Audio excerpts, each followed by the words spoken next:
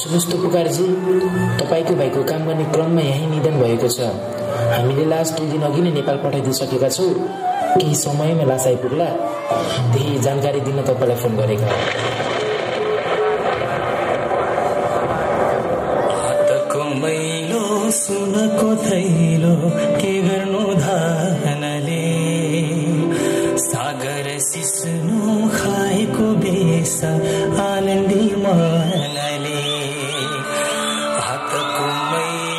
सुनको थैलो के गर्नु धानले, सागर सिस्नु खाएको बेस आनन्दी मनले।